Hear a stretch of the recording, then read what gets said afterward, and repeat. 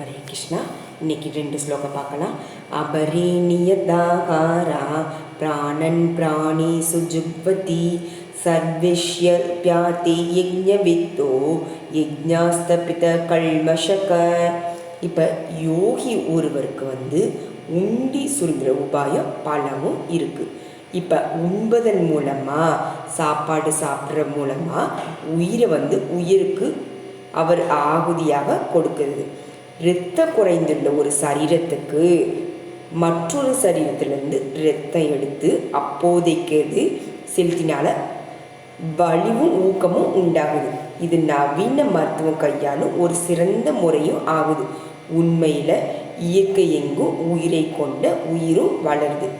உயிர் எல்லாமே ஒரு பேருயிராக சொல்லி அதன் பொருட்டளவு எடுத்தா உணவை கொடுக்கவும் வாங்கவும் செய்பவர் பிராணனை, அதாவது உயிர்லேருந்து உயிரை சொருகிறது.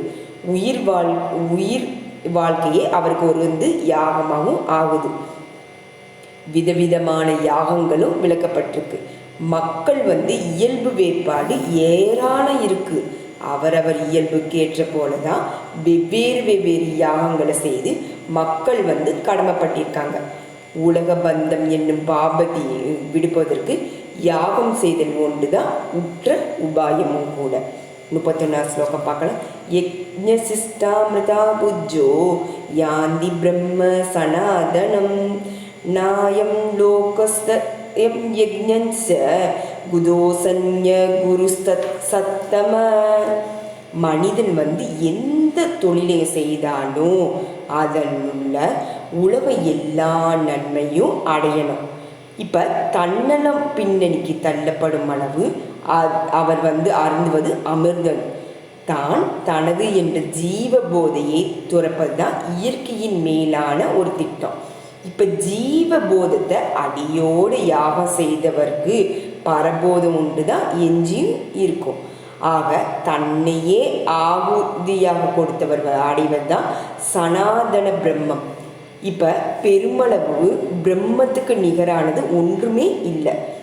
அதுக்கு பிரம்மமே யாகத்தின் மூலமாக அடையப்பெறுவதுன்னு அதுக்கு கீழாக எதையும் யாகத்தால் பெறலாம் என்பதும் சொல்லாமலே விளங்குது.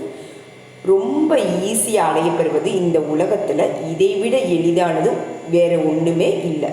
அதனால தான் இந்த உலகத்தில் ஒருவர் ஒரு பிராப்தியும் அடையப்பெறுவது பிறருக்கு அடிமைப்பட்டு பிறரால் அவமதிக்கப்பட்டு வாழ்ந்துட்டே இருந்தாங்கன்னா அவர் சுயநலத்தில் ஊறியவங்களும் ஒருவனிடத்தில் சுயநலம் வலுக்கிற அளவு அவர் யாகத்தை புறக்கணிக்கிறவங்களாகவும் சில நாடு சில சமூகங்கள் சில மனிதர்கள்